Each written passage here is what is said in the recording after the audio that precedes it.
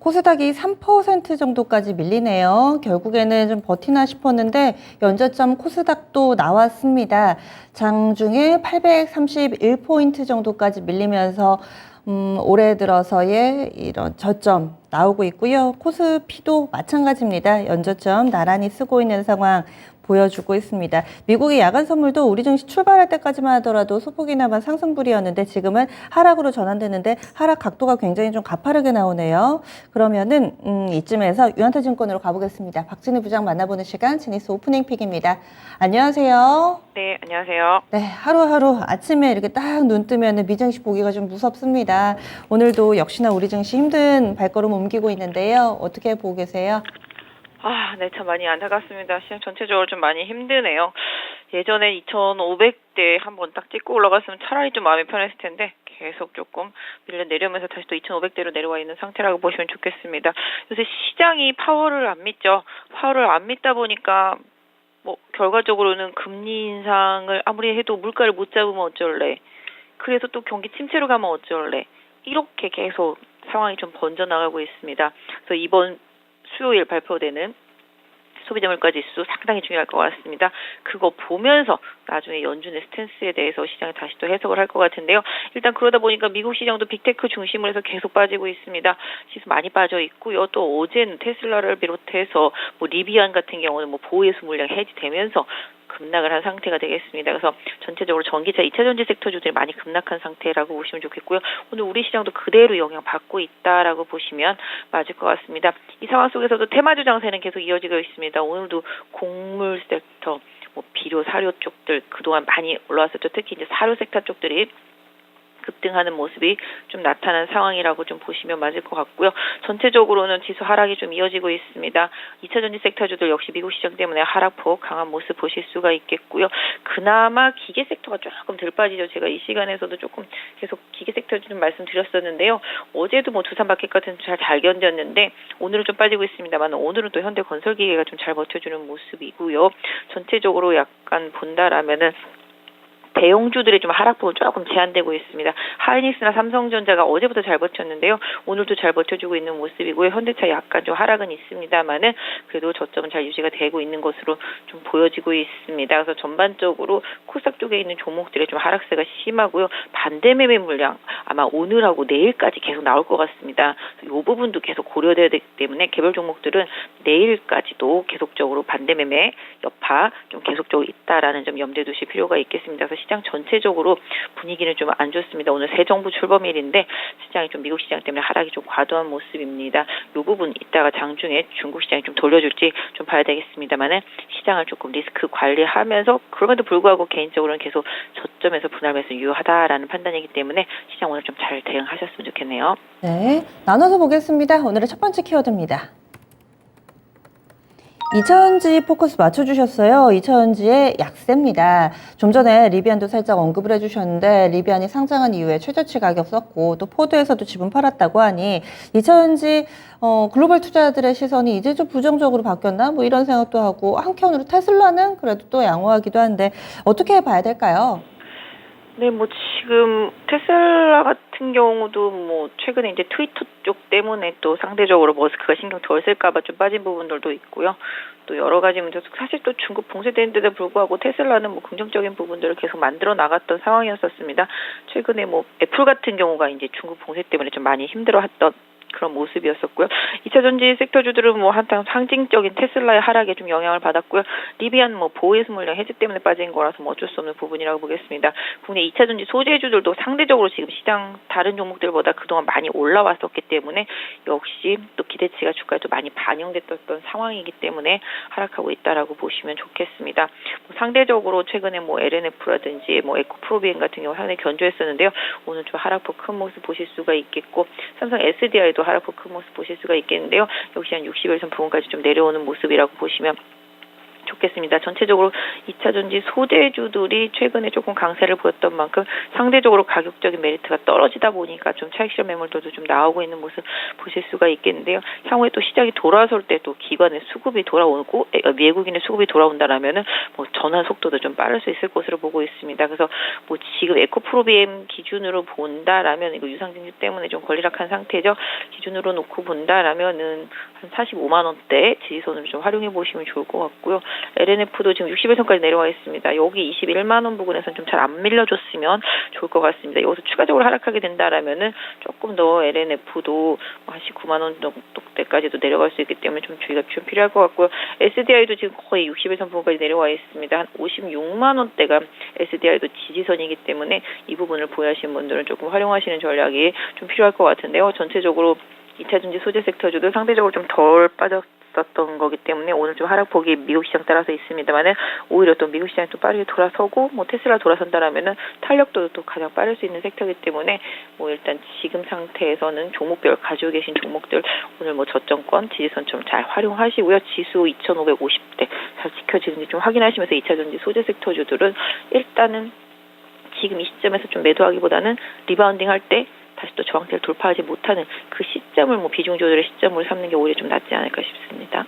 그런데 요즘 같은 분위기는 저점인 줄 알았는데 또 밀리고 이렇게 계단식으로 계속 지하실을 파고 내려가니까 저점 분할 매수의 시점을 잡기에도 상당히 좀 어려운 것 같거든요.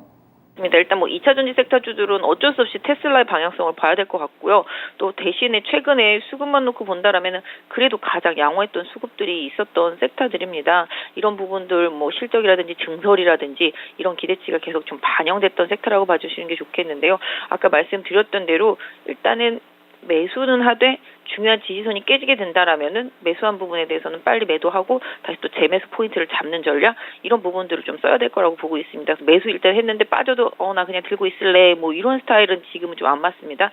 내가 저점이라고 생각해서 산 지지선이 샀는데 그 지지선이 깨진다라면 빠르게 리스크 관리 해주고 다시 또 그 지지선 복구하거나 안정세를 보이거나 아니면 또 추가적인 하단에 있는 지지선에 왔을 때 다시 재매수하는 전략을 쓰는 게 2차전지 섹터에서도 조금 필요할 것 같고요. 매수한 이후에 주요 저항대가 또 있겠죠. 단기적으로 내려오다 보니까 매물이 쌓인 저항대가 있습니다. 그 저항대를 강하게 돌파하는지 확인하시면서 단기 매수한 부분들을 정리하시거나 아니면 뭐 돌파되면 보유하시는 전략 이런 쪽으로 조금씩 만들어 나가시는 게 조금 맞지 않나 싶습니다. 하락 국면이긴 하지만은 그래도 너무 관망하기보다는 적극적인 대응을 통해서 충분히 또 수익률을 제고할 수 있다. 이렇게 또 전략을 세워주시네요. 다음은 두 번째 키워드 넘어가겠습니다.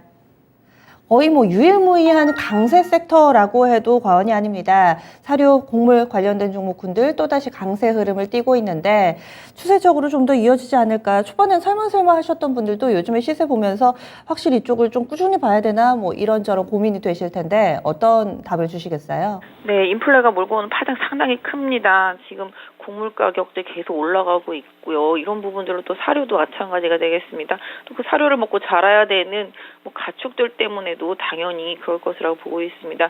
시장이 좀 안 좋은 만큼 결정적으로 외국인과 기관이 뭐 만지지도 않는 뭐 중소형주 단에서의 개인 투자 성향의 테마주들이 계속 득세를 하고 있고요. 이런 테마는 가장 빠르게 움직이는 모습 같습니다. 어제는 뭐 통신 장비 쪽들이었어요. 뭐 오늘은 또다시 또 이제 사료 쪽들이 흐름을 만들어 나가고 있는데요.